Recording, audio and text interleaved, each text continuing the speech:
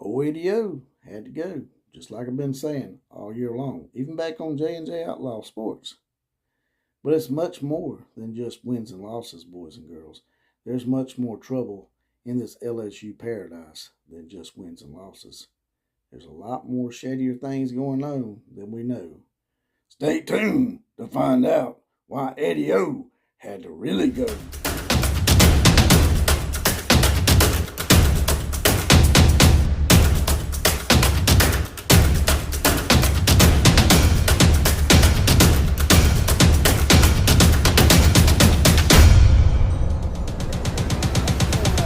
Boys and girls in sporting land, this is JPC. I am the outlaw of college football, and you guys and gals are the common Joe and the common Sally in the know, even more so than all those media talking heads.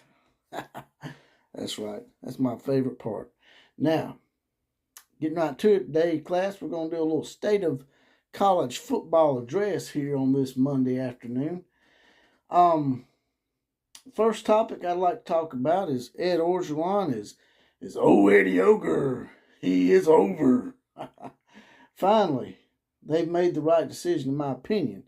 And parting ways with old Eddie Ogre and telling him that at the end of the season that he will be done. I found out a few things about this situation. It's not just about wins and losses in football, of course. They beat Florida this week. So it surprised me that they let him go.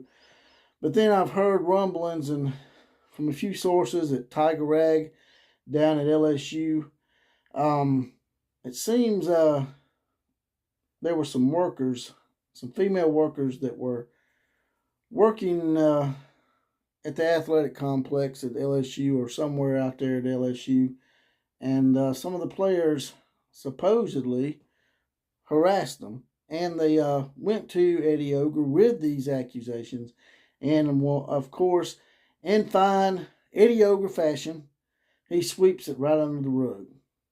Just like he learned, I guess, from Les Miles and the previous incidents that they had there. There's an ongoing problem at LSU. Scott Woodward's trying to get this cleaned up.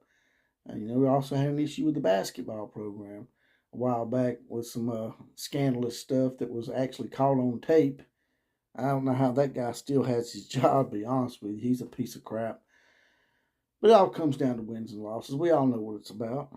Let's not be naive here. Let's not try to pretend like we have some kind of high moral character when it comes to this. All programs are probably guilty of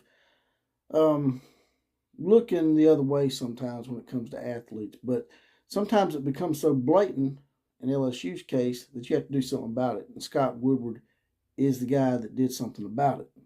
And so, and I was listening to CBS today, man, and these national pundits, man, these goofs, man, I used to like Dennis Dodd, but man, today he and two other guys on CBS were just like talking about, oh, this is why it was time for him to go. And they never once mentioned the scuttlebucket that's going on there with the whole sexual harassment issues that's at LSU.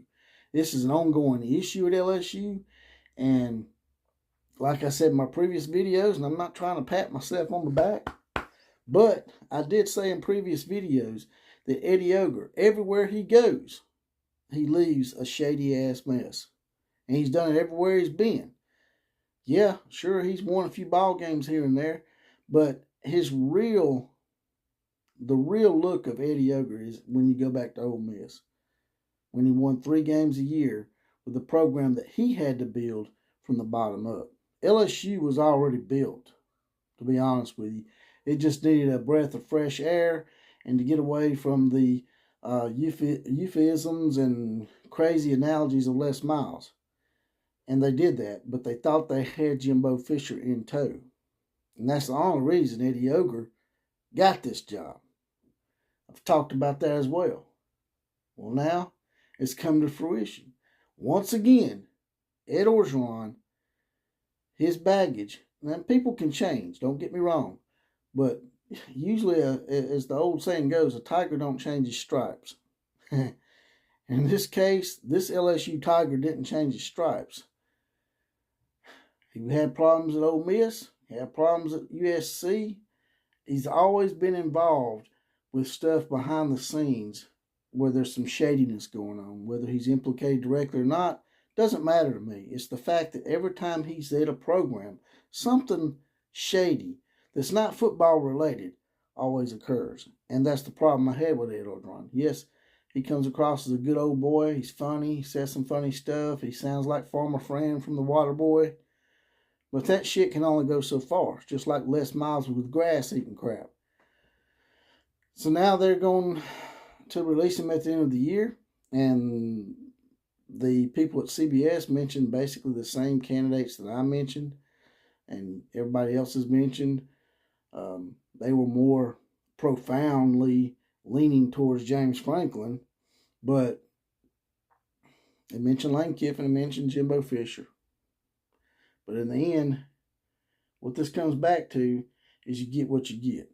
If you know these guys are shady and you want to just look past that for a few football glorious wins, just some football glory, it's always going to come back to bite you. It's just like Urban Meyer. If you hire Urban Meyer, yeah, he's going to come in, he's going to win for a good 2 or 3 years, maybe 4 years. And then shit's going to start happening. Urban Meyer does not take enforcing rules as far as outside of football seriously, like sexual harassment, like assistants possibly being domestic abusers and all that stuff. If you hire these guys, then you get what you get. And it's going to happen to you just about every time. Now, like I said, there's a few cases out there where people actually change and they start doing things the right way. I'm not saying there's not. I'm just saying that if a guy, everywhere he's been, almost 100% of the time, something shady ends up happening, why would you expect a different result at this point? And that's all I got to say about that. I just want the LSU fans to move on because their program has won 3 national titles under 3 different head coaches this century. If they can just get their shit together, and Scott Woodward, I think, can be the man to help them get there. And much to my chagrin and the rest of the SEC, it's more than just a national championship school. It's a sleeping giant. LSU could be a dynasty one day if they would just get their shit together because that state doesn't have any other big-time programs that really can compete with LSU for those recruits. Only teams that can come in there and get them are teams outside of Louisiana, like Alabama's, Texas A&M, Oklahoma. So, LSU fans, Scott Woodward, hope you get your shit together because if you do, y'all could have a nice little run. Y'all could really build something special if y'all get the right guy. If y'all get a guy in there that's a big-name coach that knows how to win, LSU could become sort of a dynasty, sort of like Alabama's become. Billy Napier is a guy that I would keep an eye on. That's a guy that I would personally go after. If you can get James Franklin or Jimbo Fisher or Lane Kiffin or somebody like that, yeah, that'd be great. But Billy Napier is a guy that I would keep an eye on. And that's all I got to say about that. Like, share, comment, and subscribe to this channel. And as always, KMCA to all the other teams.